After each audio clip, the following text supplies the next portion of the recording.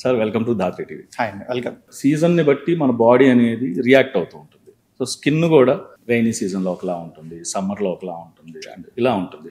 But మనం కామన్గా అంటే చాలామంది చేసేది ఏంటంటే ఒకటే సోప్ వాడేస్తూ ఉంటాం.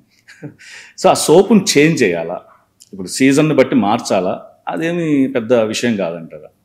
అంటే స్కిన్ టైప్ అండి. ఇప్పుడు కొందరికి సడన్గా హార్మోనల్ ఇంబ్యాలెన్స్ వస్తాయి, లేకపోతే సడన్గా మనకి బాడీ నేచర్ మారుతుంది, సడన్గా డ్రై నుంచి ఆయిలీ అయిపోతుంది. సీజన్కి ఇర్రెలెవెంట్ ఆఫ్ సీజన్ కూడా స్కిన్ మారుతూ ఉంటుంది.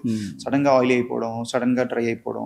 సో దాన్ని బట్టే మనం సోప్స్ కానీ ప్రోడక్ట్స్ కానీ వాడమంటాం. సో అదే సోప్ లైఫ్ లాంగ్ వాడితే మట్టుకి స్కిన్ ఒక్కొక్కసారి డ్యామేజ్ అవుతుంది. ఇప్పుడు చూడండి, నా స్కిన్ లాస్ట్ 5 years నార్మల్గా ఉంది, సడన్గా డ్రై అయిపోయింది అనుకోండి. ఇప్పుడు వింటర్ లేకపోతే నేను ఇంకో కంట్రీకి వెళ్ళాను, నా స్కిన్ బాగా డ్రైగా ఉంది. ఇప్పుడు అదే సోప్ వాడతాను అంటే ఇంకా ఎక్స్ట్రీమ్ డ్యామేజ్ అవుతుంది. సో స్కిన్ టైప్ని బట్టి మనం మారుస్తూ ఉండాలి. You cannot use the same soap for ever. ఇంకోటి సన్ స్క్రీన్ లోషన్ బాగా ఇంపార్టెంట్ అయిపోయింది. ఎందుకు అది అంత ఇంపార్టెంట్? సన్ స్క్రీన్ ఎందుకు యూజ్ చేయాలి? సో సన్ స్క్రీన్ అంటే మనందరికీ కూడా యంగ్గా ఉండాలి, ఏజ్ అవ్వకూడదు, ముడతలు రాకూడదు, ఇది concept. So first common cause of aging faster than your age ఈ సన్ ఎక్స్పోజర్. సన్ కానీ హీట్ కానీ తగిలితే తొందరగా డ్యామేజ్ అవుతుంది, తొందరగా ఏజ్ అవుతాం. So sun protection is must and it's a key to stay young. Rainy season వచ్చినప్పుడు క్లౌడీగా ఉన్నప్పుడు సన్ స్క్రీన్ లోషన్ వాడొద్దని కొంతమంది అనుకుంటూ ఉంటారు కామన్గా. అది నిజమే అంటారా? అంటే సన్ స్క్రీన్ ఒకటి ఎండ ఉంటేనే అని కాదు, యూవీఏ యూవీబీ రేస్ అని ఉంటాయి. ఆ రేస్ మన స్కిన్లోకి వెళ్తే డ్యామేజ్ అవుతుంది, కొలాజన్ బ్రేక్ అవుతుంది, కొలాజన్ బిల్డ్ అవ్వదు, ఏజింగ్ ప్రాసెస్ ఫాస్ట్గా అవుతుంది. So we're protecting our skin from UVA and UVB. అంటే ఇప్పుడు స్నోఫాల్ ప్లేసెస్లో ఉన్నాయి, అక్కడ చల్లగా ఉంటుంది, ఎక్స్ట్రీమ్ వెదర్ చల్లగా ఉన్నా కూడా అక్కడ రిఫ్లెక్షన్ ఆఫ్ సన్లైట్ ఎక్కువ ఉండేసరికి ఎక్కువ డ్యామేజ్ అవుతుంది. So irrelevant of temperature, irrelevant of season, you have to use sunscreen. Pollution మనకు మేజర్గా మెట్రో సిటీస్లో అయితే చూస్తూనే ఉన్నాం. ఈ పొల్యూషన్ అనేది ఏ విధంగా డ్యామేజ్ చేస్తుంది? మనం ఏ విధమైన కేర్ తీసుకోవాలి ఈ పొల్యూషన్ నుంచి ప్రొటెక్ట్ చేసుకోవడానికి, స్కిన్కి సంబంధించి కానీ హెయిర్కి సంబంధించి? సో మన బాడీ ఏంటంటే day to day there are cells, lot of cells die and lot of cells newly form. ఆ బ్యాటిల్లో కొన్ని పర్మనెంట్గా కూడా తగ్గుతూ ఉంటాయి.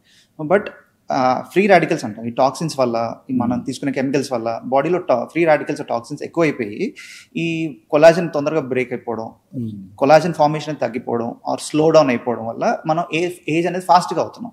సో బాడీలో ఫ్రీ రాడికల్స్, టాక్సిన్స్ పెరిగిపోవడం వల్ల బాడీ రీబిల్డింగ్ కెపాసిటీ తగ్గిపోతుంది, హీలింగ్ కెపాసిటీ తగ్గిపోతుంది.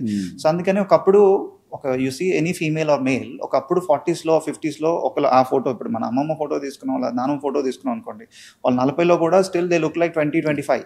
ఇప్పుడు with lot of chemicals either external or internal మన లైఫ్ స్టైల్కి 20లో కూడా దే ఆర్ లుకింగ్ లైక్ 35-40.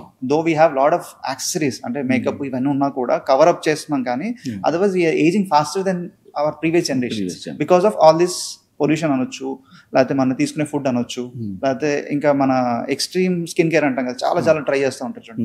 ఆ ప్రాసెస్ లో స్కిన్ డ్యామేజ్ అవుతుంది.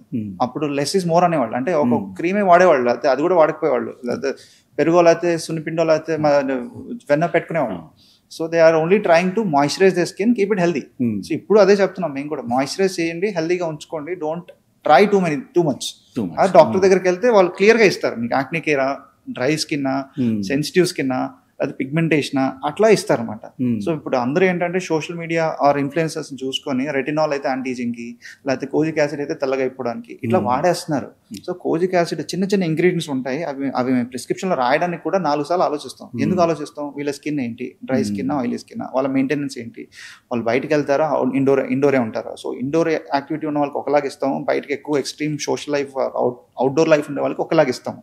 సో ఇవన్నీ జడ్జ్ చేసుకుని ఒక క్రీమ్ అనేది మేము ప్రిస్క్రైబ్ చేస్తాం. సో వాళ్ళు ఒక సింపుల్గా ఒక ఇన్ఫ్లుయెన్సర్ రీల్ చూసుకొని, ఒక యాడ్ చూసుకొని కొనేస్తున్నారు. So after thorough research and thorough knowledge, doctor ఇచ్చింది వేరు, వాళ్ళు సొంతంగా వాడింది వేరు, అండ్ రిజల్ట్స్ వేరేగా ఉంటాయి. Thank you sir, thank you so much for valuable information. And ఇంకా ఈ స్కిన్కి సంబంధించి, హెయిర్కి సంబంధించి నాకు తెలిసి నేను ఒక 10% అడిగినట్టున్నాను మళ్ళీ, ఎందుకంటే రిమైనింగ్ ఇంకా 90% లాట్ ఆఫ్ ఉన్నాయి. సో మళ్ళీ అగైన్ అండ్ అగైన్ మనం వీటి మీద డిస్కషన్ చేయాలి అండ్ మళ్ళీ కలుద్దాం. Sure. Thank you so much. Thank you.